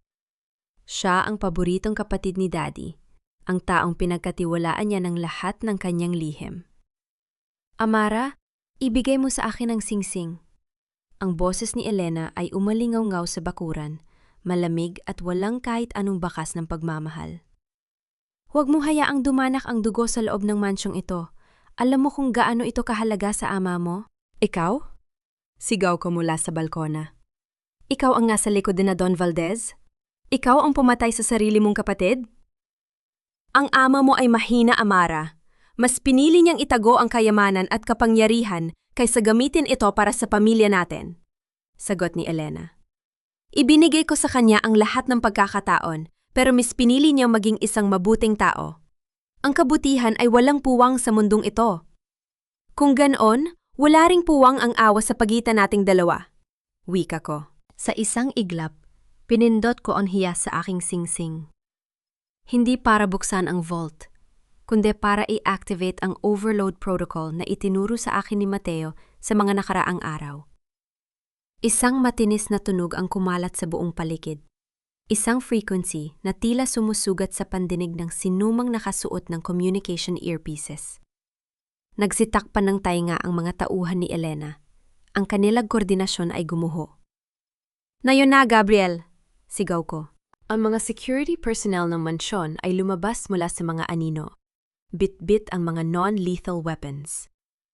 Isag mabilis at dambuhalang sagupaan ang naganap sa bakuran. Ang tunog ng mga katawang bumabagsak sa damuhan at ang hiyaw ng mga nasusugatan ay naging musika ng gabi. Bumaba ako sa hagdanan nang may bilis at kumpiyansa. Nang makarating ako sa tapat ni Elena, nakatutok na ang kanyang baril sa aking dibdib, ngunit hindi ako huminto. Tinitigan ko siya ng diretso. Ang aking mga mata ay puno ng paghamon. "Barilin mo ako, tita," hamon ko. "Pero tandaan mo, ang singsing na ito ay may sensor. Sa sandaling tumigil ang tibok ng puso ko, lahat ng data ng Oracle ay otomatikong mai-upload sa server ng Interpol. Handa ka na bang mawala ang lahat ng pinaghirapan mo sa loob ng 10 taon? Nanginig ang kamay ni Elena. Ang kanyang kumpiyansa ay napalitan ng pag-aalinlangan. "Hindi mo yan magagawa. Hindi mo isasakripisyo ang buhay mo." "Subukan mo ako," malamig kong sagot. "I have nothing to lose, but you have an empire to protect." Dahan-dahang ibinaba ni Elena ang kanyang baril. Ngunit bago pa ako makagawa ng susunod na hakbang, isang malakas na tunog ng pagsabog ang narinig mula sa loob ng mansyon, sa mismong kinaroroonan ng vault ni Daddy. "Hindi!" Sigaw ni Gabriel mula sa loob. Ang makapal na usok ay lumabas mula sa basement. Tumingin sa akin si Elena nang may isang mapanganib na ngiti. "Akala mo ba ay ako lang ang nandito, Amara? Ang Oracle ay hindi lang isang tao. At ang vault na yan? Hindi lang yan taguan ng sikreto. It's a countdown." Biglang tumunog ang aking telepono. Isang video call mula sa isang hindi kilalang numero. Sinagot ko ito. Ang screen ay nagpakita ng isang silid na pamilyar, ang silid ni Damian sa loob ng kulungan. Ngunit hindi siya nakakulong. Nakaupo siya sa isang marangyang opisina, may hawak na baso ng alak, at sa tabi niya ay si Bianca na nakangisi. "Hi, Amara. Did you miss us?" Wika ni Damian nang may mapang-uyam na tono. "Salamat sa pagbubukas ng vault kanina gamit ang dugo mo. Dahil doon, nakuha na namin ang kailangan namin remotely. You played your part perfectly." Naramdaman ko ang paglamig na aking buong katawan. Inisahan nila ako. Ang lahat ng nangyari sa Hamnam ay bahagi ng kanilang plano para makuha ang digital keys na tanging ang aking DNA lamang ang makaka-activate. "Hindi pa tayo tapos, Damian." Bulong ko. Ang aking boses ay puno ng pot. "Oh, tapos na tayo, Amara." Sagot ni Damian habang itinatapat ang camera sa isang monitor. "Tingnan mo ang screen. In 60 seconds, ang Villarreal Ancestral Home ay magiging isang malaking tumpok ng abo at ikaw, magiging bahagi ka na lang ng kasaysayan.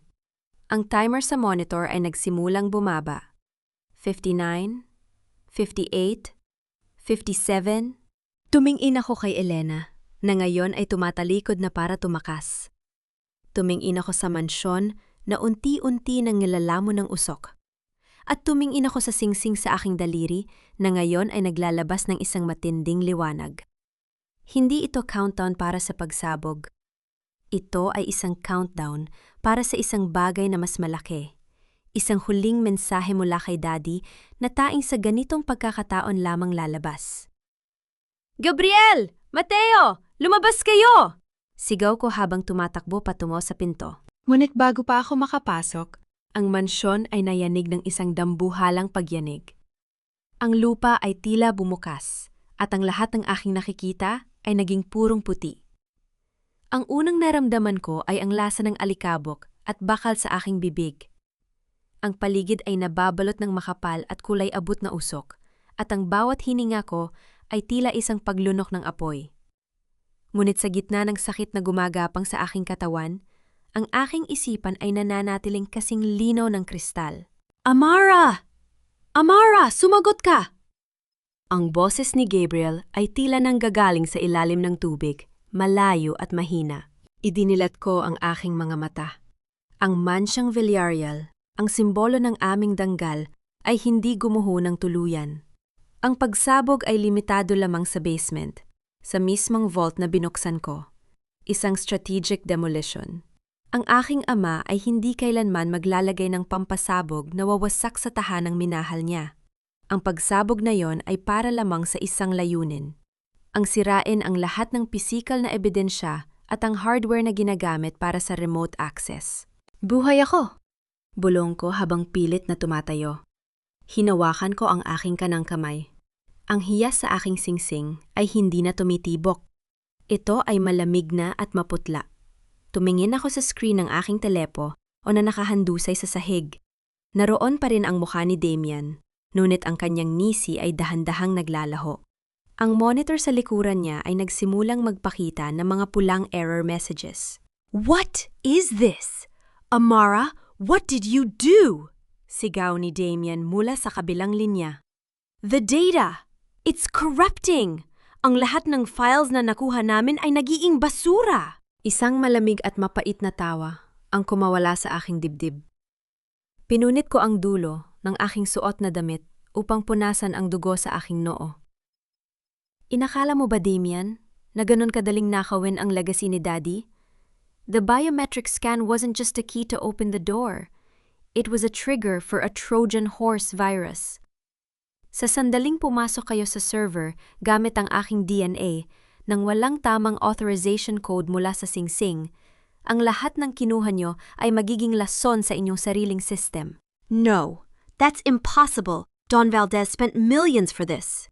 Singit ni Bianca, ang kanyang boses ay puno ng histerya. Millions na ninakaw nyo rin sa amin. Sagot ko nang may tono ng purong kasuklam-suklam. Enjoy the digital trash, Damian. Dahil sa loob ng 10 minuto, ang virus na yan ay magpapadala ng inyong kasalukuyang lokasyon sa lahat ng otoridad. You thought you escaped? You just built your own cage. Pinatay ko ang tawag bago pa man siya makasagot. Tumingin ako kay Elena, na ngayon ay nakaluhod sa bakuran, tila hindi makapaniwala sa bilis ng mga pangyayari. Ang kanyang mga tauhan ay nakagapos na sa damuhan, pinalilibutan ni na Mateo at ng aming security team. Tita Elena? Lumapit ako sa kanya. Ang bawat hakbang ko ay tila isang paghatol. Ang sabi mo, mahina si Daddy. Pero tingnan mo ang sarili mo ngayon. Nakaluhod ka sa harap ng anak ng taong itinuring mo talunan. Amara, please. Pamilya tayo. Pagsusumamo ni Elena, ang kanyang boses ay nanginginig. Nagawa ko lang yun dahil sa utang. Ang Oracle, papatayin nila ako kapag hindi ko nakuha ang ledger. Ang pamilya ay hindi naglalagay ng kutsil o sa likod ng isa't isa. Vika ko habang kinuha ang baril na binitawan niya kanina. Inalis ko ang magazine nito at itinapon ang mga bala sa putikan. Hindi kita papatayin. Masyadong madali iyon. Gusto kong makita mo kung paano unti-unting guguho ang pangalang Valdez at ang oracle na kinatatakutan mo. You will witness it from behind bars. Diyos ko, Amara, bakit ka naging ganito? Iyak ni Elena. Naging ganito ako dahil sa inyo. Malamig kong sagot. Tinuruan niyo akong huwag magtiwala. At ngayon, ipapakita ko sa inyo ang bunga ng inyong mga itinanim. Humarap ako kay Mateo. Dalhin na sila. Siguraduhin na walang makakatakas. At ang lokasyon ni na Damian, nakuha na ba? Nasa isang private villa sila sa Tagaytay, Amara. Papunta na doon ang SWAT team, ulat ni Mateo. Ngunit may isa pa kaming natuklasan. Ang virus na ipinadala mo, hindi lang ito naninira ng files. Nakakuha rin ito ng mga larawan at audio recordings mula sa kanilang device. Amara, Bianca was never pregnant with Damian's child. Napatigil ako. Alam ko na yon, Mateo. Hindi, ang ibig kong sabihin, Bianca is pregnant, yes, pero ang ama ay si Don Valdez. Napatigil ang buong paligid. Ang katahimikan ay tila naging isang mabigat na pasanin. Tumingin ako kay Mateo, tinitiyak kung nagbibiro siya. Ngunit ang kanyang mukha ay seryoso. Isang nakakasuka at nakakangilong katotohanan. Si Damian, ang lalaking ipinagpalit ako para sa pamilya Valdez, ay ginagamit lamang bilang isang cover-up para sa maruming lihim ng matandang Valdez. Siya ang pinakamalaking tanga sa kwentong ito. Ipadala ang impormasyong iyan kay Damian. Utos ko. Ang aking boses ay walang bakas ng awa. Gusto kong malaman niya ang halaga ng babaeng pinaglaban niya bago siya pusasan ng mga pulis. I want him to feel the ultimate humiliation. Masusunod, Amara, sagot ni Mateo. Pag-alis nila, naiwan akong mag-isa sa harap ng mansyong puno ng usok. Lumapit si Gabriel at inakbayan ako. Tapos na, Amara, nakuha na natin ang hustisya. Hindi pa, Gabriel. Wika ko habang tinitingnan ang dulo ng kalsada. Ang Oracle ay isang organisasyon. Ang pagbagsak ni Elena at ng mga Valdez ay simula pa lamang. Ngunit sa ngayon, hinubad ko ang singsing sa aking daliri at tiningnan ang uka na iniwan nito sa aking balat. Sa ngayon, oras na para ako naman ang mabuhay para sa sarili ko. Pumasok ako sa loob ng mansyon. Sa bawat hakbang ko sa mga guho, naramdaman ko ang pag-alis ng isang mabigat na dalahin. Hindi na ako ang Amara na naghahanap ng pag-ibig sa maling tao. Ako ang Amara na binuo ng apoy, pinatigas ng pagtatraidor, at ngayon ay handa na maghari sa sarili niyang imperyo. Ngunit bago ko tuluyang maisara ang pinto ng aking silid, napansin ko ang isang maliit na subreng itim na nakalapag sa aking unan. Walang pangalan, walang sulat sa labas. Dahan-dahan ko itong binuksan. Sa loob ay may isang litrato. Litrato ng aking ama, na may kasamang isang sanggol. Ngunit ang sanggol ay hindi ako. Sa likod ng litrato, may nakasulat na 5 salita na nagpabilis muli sa tibok ng aking puso. Nahanap mo na ang kapatid mo? Nabitawan ko ang litrato. Ang aking mundo na akala ko ay maayos na ay muling nayanig. Isang kapatid? Ang lihim ni Daddy ay mas malalim pa kaysa sa inaasahan ko.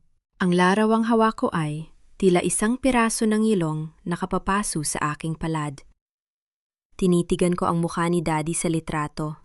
Mas bata siya rito, mas masaya, at may bitbit na isang sanggol na nakabalot sa asul na kumot. Ngunit alam ko ang aking kasaysayan. Ayon sa aking mga dokumento, ako ay isinilang sa isang ospital sa Singapore, at ang kulay ng aking kumot ay rosas. Hindi ako iiyak. Ang luha ay para sa mga taong walang plano, at sa pagkakataong ito, kailangan ko ng higit pa sa plano. Kailangan ko ng katotohanan. Amara, kailangan mo nang magpahinga. Kanina ka pa nakatingin sa litratong yan. Wika ni Mateo habang inilalapag ang isang tasa ng kape sa aking lamesa. Mateo, ang petsa sa likod ng litratong ito ang mismong araw ng kapanganakan ko. Wika ko nang hindi inaalis ang tingin sa sanggol. Kung ang sanggol na ito ang kapatid ko, nasaan siya?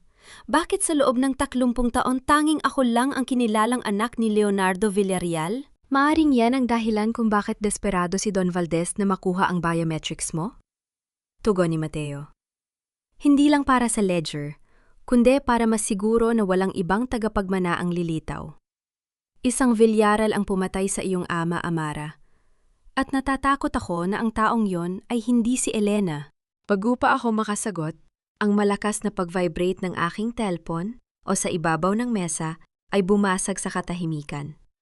Isang tawag mula sa Camp Crame. Ang piitan kung saan kasalukuyang nakadetin si Damian habang hinihintay ang kanyang trial. Sinagot ko ito. Gusto kong marinig ang huling hininga ng kanyang dignidad. Amara, please, kailangan kitang makausap. Ang boses ni Damian ay basag, puno ng pighati at kahihiyan. Totoo ba? Ang balita tungkol kay Bianca at kay Don Valdez? Isang malamig na ngiti ang sumilay sa aking mga labi. Bakit ako ang tinatanong mo, Damian? Hindi ba't ikaw ang mas nakakaalam sa lasa ng pagtatrador? You traded me for a legacy that was never yours, only to find out that you were just a placeholder for an old man's mistake. Amara, hindi ko alam. Akala ko magkakaroon kami ng pamilya. Sigaw niya, ang kanyang iyak ay umabot sa punto ng pagiging nakakatawa. Niloko nila ako. Ginamit lang nila ako. At ginamit mo rin ako. Putol ko sa kanyang pagsasalita. How does it feel, Damian? To be the second choice of a second-class criminal? Na yung alam mo nang ang anak na ipinaglaban mo ay bunga ng pagnanasa ng taong itinuring mong master? Ano na ang halaga mo? You are nothing but a footnote in the Valdez scandal. Isang basahan na itinapon matapos gamitin. Amara, patawarin mo ako. Ilabas mo ako rito. Sasabihin ko sa iyo ang lahat. Alam ko kung nasaan ang kapatid mo. Napatigil ako. Ang aking puso ay mabilis na tumibok. Ngunit hindi ko hinaya ang mahalata niya ang aking pagkabigla. Naglalaro ka na naman, Damian. Yan ang huling barahan ng isang taong lunod. Hindi ako nagsisinungaling. Nung kinukuha ko ang blue folder sa silid-aklatan, may nabasa akong liham mula sa isang ampunan sa Laguna. Isang lalaking sanggulang ipinaampon ni Tito Leonardo sa parehong araw na dinala kanya sa Singapore. Nasaan ang liham na yon? Nasa akin. Itinago ko sa loob ng lining ng aking sapatos bago ako mahuli ng mga pulis. Ilabas mo lang ako rito, Amara, at ibibigay ko sa'yo. Huwag mo akong igaya sa'yo, Damian. Hindi ako nakikipagnegosasyon sa mga traidor. Wika ko bago marahas na patayin ng tawag. Hinarap ko si Mateo. Mateo, i-check ang lahat ng ampunan sa Laguna na may record ng taon ng kapanganakan ko. At tawagan ang contact natin sa Crame. I want that letter from Damian Shu. Ngayon din. Lumabas ako sa balkona, henang mansyon. Tinitingnan ng malawak na hardin na dahan-dahang binabalot ng dilim. Ang hangin ay may dalang amoy ng paparating na ulan. Sa malayo, natatanaw ko ang mga ilaw ng syudad. Isang syudad na akala ay tapos na ang iskandalo ng mga Villarreal.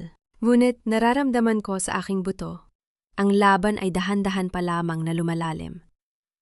Kung meron akong kapatid, bakit siya ipinaampon ni Daddy at bakit ako ang pinili niyang palakihin sa yaman habang ang isa ay itinapon sa kawalan? Isang tunog ng pagtapak sa tuyong dahon mula sa ibaba ang kumuha ng aking atensyon. Tumingin ako sa dilim ng hardin. Isang bulto ng tao ang nakatayo sa ilalim ng puno ng nara. Hindi ito si Gabriel. Hindi nito ang mga security guard. Ang taong iyon ay nakatitig sa akin. Suot niya ang isang uniforme ng delivery rider. Ngunit ang kanyang tindig ay hindi tulad ng isang ordinaryong trabahador. Dahan-dahan niyang itinaas ang kanyang kamay at itinuro ang bintana ng aking silid. Bigla siyang tumakbo patungo sa madilim na bahagi ng bakod at mabilis na naglaho. "Security! May intruder sa North Sector!" Sigaw ko sa aking radio. Ngunit bago pa makarating ang mga tauhan ko, pumasok ako sa loob ng aking silid. Sa ibabaw ng aking unan, kung saan ko iniwan ang itim na sobre kanina, ay mayroon na nakapatong na isang maliit na bagay. Isang lumang kwintas na may pendant na kalahati ng isang agila. Ang kalahati ng desen, yung nasa singsing ko. Nanginig ang aking mga kamay habang kinukuha ang kwintas. May isang maliit na papel na nakakabit dito, may nakasulat na maikling mensahe sa isang sulat kamay na kasing pamilyar ng sa aking ama. Huwag kang magtiwala kay Gabriel. Ang mundo ko ay tila tumigil sa pag-ikot. Si Gabriel, ang taong nagligtas sa akin sa Pier 4, ang taong tumulong sa akin na makuha ang mansyon. Lumingon ako sa pintuan ng aking silid at nakita ko si Gabriel na nakatayo doon. May hawak na isang baso ng gatas. Ang kanyang muka ay puno ng isang kakaibang ngiti na hindi ko kailanman napansin noon. Amara, hindi ka pa rin ba natutulog? Inumin mo muna ito para kumalma ang pakiramdam mo.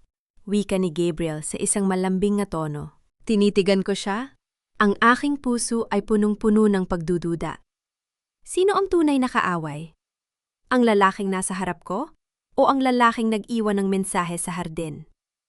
Dahan-dahan kong itinago ang kwintas sa aking likuran. Salamat, Gabriel. Iwan mo na lang dyan. May tatapusin lang akong dokumento. Sigurado ka? Hakbang niya papasok sa silid. Tila balisa ka, Amara. May nakita ka ba na hindi mo dapat nakita? Ang bawat hakbang niya ay tila isang babala. Ang mansyong ito, na akala ko ay aking kuta, ay tila muling naging isang malaking bitag. At sa pagkakataong ito, hindi ko alam kung sino ang humahawak sa mitsa. Inilapak ni Gabriel ang baso ng gatas sa aking bedside table. Ang tunog ng pagtama ng baso sa kahoy ay tila isang babala na umalingaw-ngaw sa buong silid. Tiningnan ko ang maputing likido. Ito ay malinis, mukhang inosente. Ngunit sa ilalim ng liwanag ng buwan, ang bawat bula nito ay tila nagtatago ng kamatayan. Ubusin mo yan, Amara. Kailangan mong lumakas para sa hearing bukas. Wika ni Gabriel. Ang kanyang boses ay malumanay, ngunit ang kanyang mga mata ay nananatiling nakapako sa akin. Tila binabantayan ang bawat kurap ng aking mga pilik mata. Isang malamig na ngiti ang sumilay sa aking mga labi. Noong nakaraang buwan, iisipin ko na ito ay pag-aalaga. Nung init na yung gabi, pagkatapos kong mabasa ang babala sa hardin, ang bawat kilos ni Gabriel ay tila isang dula-dulaan na dahan-dahang nawawala ng saysay. Salamat, Gabriel. Pero mas gusto ko ang alak ngayon. Ang gatas ay para sa mga bata. At ako, matagal na akong tumanda dahil sa inyo. Wika ko habang dahan-dahang tumatayo. Amara, huwag kang matigas ang ulo. Ako lang ang kakampi mo rito. Sagot ni Gabriel, at sa pagkakataong ito, naramdaman ko ang talim sa kanyang tono. Ang maskara ng isang mapagmahal na tito ay dahan-dahang naglalagas. Kakampi? Tumawa ako ng mahina habang naglalakad patungo sa bintana. Sinasabi mo ba yan bilang kapatid ni Daddy o bilang oracle? Napatigil si Gabriel. Ang katahimikan sa silid ay naging kasing bigat ng tingga. Ang hangin ay tila tumigil sa pagdaloy. Anong oracle ang sinasabi mo? Masyado ka ng praning, Amara. Ang depresyon mo ang nagpapalabas ng mga multong yan. Pagtatangka niya mag-gaslight, isang taktika na tila itinuro sa kanila sa iisang paaralan ni Damian at Don Valdez. Humarap ako sa kanya. Ang aking mga mata ay puno ng purong determinasyon. Huwag mo akong igaya kay Bianca, Gabriel. Hindi ako buntis sa kasinungalingan. Alam ko na ang lahat. Alam ko na ikaw ang nag-facilitate ng pag-aampon sa kapatid ko para masiguro na ikaw ang magiging guardian ng lahat ng ari-arian kung sakaling mamatay si Daddy ng maaga. You didn't save me from the warehouse to protect me. You saved me because I am the only biometric key to the digital vault of the Oracle. Mabilis na gumalaw si Gabriel. Sa isang iglap, hawak na niya ang aking panga ng mahigpit. Ang kanyang mukha ay nasa harap ko na. Wala na ang anumang bakas ng kabait. Masyado kang matalino para sa sarili mong ikabubuti, Amara. Bulong niya, ang kanyang hininga ay amoy kape at panganib. Oo, ako ang Oracle. Ako ang nagpatakbo sa mga Valdez dahil ang ama mo ay masyadong banal.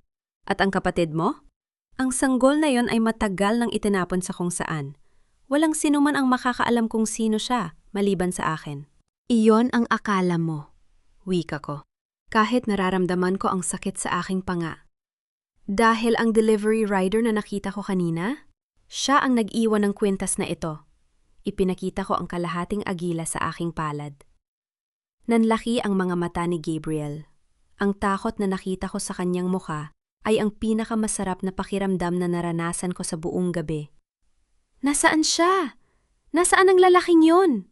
Sigaw ni Gabriel habang marahas akong ngiyuyugyog.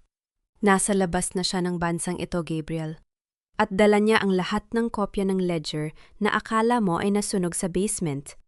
Pagsisinungaling ko ng may matatag na boses. Kailangan kong bilhin ang aking oras. Sa sandaling saktan mo ako, ang lahat ng sekreto mo ay ilalabas niya sa buong mundo. Binitawan ako ni Gabriel. Ang kanyang paghinga ay mabilis at mabigat. Tila ba isa siyang hayop na nakulong sa sarili ng bitag? Huwag kang maglaro sa akin, Amara. Pwede kitang patayin na yun din at palabasin na isang suicide. Gawin mo, hamon ko habang itinuturo ang baso ng gatas. Inumin mo muna yan. Alam nating dalawa na may pampatulog o lason yan. Sige, Gabriel, patunayan mong kakampi kita. Inumin mo. Hindi nakakilos si Gabriel. Ang kanyang katahimikan ang naging kumpirmasyon ng lahat. Biglang bumukas ang pinto ng aking silid. Pumasok si Mateo kasama ang 3 matatangkad na lalaki na nakasuot ng uniforme ng NBI. Hawak ni Mateo ang isang dokumento na may opisyal na selyo. Gabriel Villarreal, you are under arrest for corporate espionage, embezzlement, and for the conspiracy of the murder of Leonardo Villarreal. Mariing pahayag ni Mateo. Nagsimulang tumawa ng malakas si Gabriel, isang tawang tila baliw. Akala mo ba ay panalo ka na, Amara? Ang kapatid mo? Ang lalaking hinahanap mo? Hindi mo magugustuhan kung sino siya kapag nalaman mo ang katotohanan? Pinanood ko siyang pusasan at ilabas ng silid. Ang bawat hakbang niya ay tila isang pasanin na dahan-dahang naaalis sa aking mga balikat. Ngunit ang kanyang huling salita ay tila isang bagong lason na pumasok sa aking isipan. Sino siya, Mateo? Tanong ko nang mag-isa na lamang kami sa silid. Sino ang kapatid ko? Inabot sa akin ni Mateo ang isang envelope na galing sa crime. Ang sobre na itinago ni Damien sa kanyang sapatos. Dahan-dahan ko itong binuksan. Sa loob, may isang lumang dokumento ng adoption. Ang pangalan ng bata ay binago noong 18 taong gulang na siya. Nabitawan ko ang papel. Ang pangalang nakasulat doon ay ang pangalan ng taong pinagkatiwalaan ko ng aking buhay sa nakalipas na mga buwan. Ang pangalan sa papel ay Mateo Salvador. Tumingin ako kay Mateo, ang aking abogado, ang aking sandigan. Nakatayo siya sa harap ko, ang kanyang mukha ay nananatiling kalmado, walang emosyon, tila isang rebultong gawa sa bato. Mateo? Bulong ko. Ang aking boses ay mabilis na naglalaho. Ngayon alam mo na, Amara. Wika ni Mateo. Ang kanyang boses ay tila isang estranjero. Hindi lang ikaw ang naghahanap ng hustisya. Ang ama natin, pinili ka niya. Itinapon niya ako sa hirap para lang mabuhay ka sa luxuryang ito. Mateo, hindi yan totoo. Hindi yan ang pagkakaalam ko.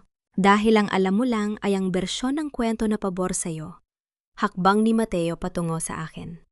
Tinulungan kita hindi dahil mahal kita bilang kapatid, kundi dahil kailangan kong masiguro na mawawala ang lahat ng mga Valdez at si Gabriel sa landas ko.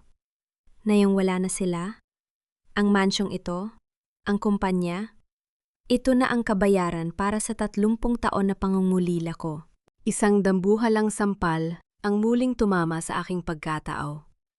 Ang aking abogado, ang aking huling alas, ay siya palang huling kalaban. Huminga ako ng malalim. Pinunasan ko ang isang butil ng luhang muntik ng pumatak. Hindi ako magpapatalo sa puntong ito. Kung kailangan kong harapin ang sarili kong dugo para sa aking karangalan, gagawin ko. Kung ganoon, Mateo, wika ko habang kinuha ang baso ng gatas at marahas itong ibinuho sa sahig. Welcome home. Pero wag mong iisipin na ibibigay ko sa iyo ang trono ng walang laban. Ang Villarreal Ancestral Home ay hindi para sa mga taong ang puso ay puno ng hinala at init. Ang aming mga mata ay nagtagpo.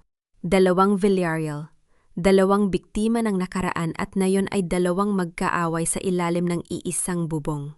Ang silid-aklatan ay tila naging isang entablado ng huling paghuhukom. Ang liwanag ng chandelier ay nakatutok sa amin ni Mateo. 2 magkadugo, ngunit magkaiba ang mundong kinagisans. Ang hangin sa loob ay tuyot at puno ng tensyon. Tila ba ang bawat hininga namin ay isang hakbang patungo sa isang bangin. Napakatalino mo, Mateo. Simula ko, ang aking boses ay matatag at walang bakas ng panginginig. Inayos mo ang lahat. Ginamit mo ang galit ko kina Damian at Don Valdez para linisin ang daan patungo sa trono. You were the puppet master all along. Isang mapait na tawa ang kumawala kay Mateo habang dahan-dahan niyang inaayos ang kanyang salamin. Puppet master? No, Amara. I was just the ghost of the family you tried to forget. While you were playing princess in this mansion, I was moving from one foster home to another, learning the law not to uphold it, but to use it as a weapon to take back what is mine. Lumapit siya sa akin. Ang kanyang mga mata ay naniningkit sa ingit. Ang lahat ng ito, ang Villarreal Corporation, ang mga lupain, ang mansing ito, ay dapat sa akin. I am the firstborn. Pero itinapon ako ni Leonardo dahil mas mahal ka niya. At ngayon, Amara, ikaw naman ang mawawala ng lahat. Nanatili akong nakatayo ng tuwid. Hindi ko hahayaang makita niya ang anumang lamat sa aking kumpiyansa. Akala mo ba ay hindi ko napansin ang mga butas sa legal strategy mo, Mateo? Tanong ko ng may malamig na panunuya. You're a brilliant lawyer, but you're a terrible brother. Masyado kang nabulag ng galit kaya hindi mo nakita ang katotohanang nasa harap mo na. Kinuha ko ang isang maliit na recording device mula sa bulsa ng aking vest at inilapag ito sa mesa. Did you really think na hahayaan ko ang isang tao na humawak ng lahat ng kaso ko nung walang surveillance? Every conversation you had in this library, every deal you made with the NBI to fast-track Gabriel's arrest while keeping the ledger for yourself, it's all here. Napatigil si Mateo. Ang kanyang kumpiyansa ay dahan-dahang napalitan ng pag-aalinlangan. Anong sinasabi mo? Ang ledger na hawak mo? Ang digital copy na akala mo ay nakuha mo sa akin? Naglakad ako patungo sa portrait ni Daddy. Iyon ang tunay na lason. It's encoded with a tracking signal that broadcasts directly to the Anti-Graft and Corruption Commission. The moment you tried to transfer the company funds to your private account 5 minutes ago, you activated the warrant for your own arrest. Hindi mo yan magagawa, sigaw ni Mateo habang mabilis na binubuksan ang kanyang laptop. Ang tunog ng mabilis na pagpindot niya sa keyboard ay tila isang desperadong ritmo ng isang taong nalulunod. Ngunit ang monitor ay nagpakita lamang ng isang malaking pulang selyo. Access denied. You played me, Mateo. But I played the game better. Wika ko, ang aking boses ay kasing talim ng labaha. At tungkol sa pag-aampon sa iyo, I found the letters from Daddy that Gabriel hid. Hindi kanya itinapon dahil mas mahal niya ako. Itinapon kanya dahil ikaw ang target ng Oracle nung sanggol ka pa. The firstborn son was supposed to be the sacrificial lamb for their criminal organization. He saved you by giving you a different name and a different life. Nabitawan ni Mateo ang kanyang mouse. Ang kanyang muka ay naging kasing puti ng mga dokumentong nagkalat sa sahig. No, it can't be. He loved me? He loved you enough to let you hate him. Basta malayo ka sa panganib, sagot ko. At sa pagkakataong ito, naramdaman ko ang isang maliit na kirot sa aking puso. Ngunit agad ko itong pinigilan. But you chose to become the very monster he tried to protect you from. You chose the Oracle's path. Ang tunog ng malakas na pagpreno ng mga sasakyan sa labas ay umalingawaw sa buong mansyon. Ang mga wangwang ay hindi na para kina Don Valdez o Gabriel. Ang mga ito ay para sa huling Villarreal na nagtaksil sa pamilya. Pumasok ang mga otoridad sa silid. Lumapit ang isang opisyal at hinawakan ang braso ni Mateo. Ati Mateo Salvador, you are under arrest for fraud, money laundering, and obstruction of justice. Tumingin sa akin si Mateo habang pinoposasan siya. Ang kanyang galit ay napalitan ng isang malalim at madilim na kawalan ng pag-asa.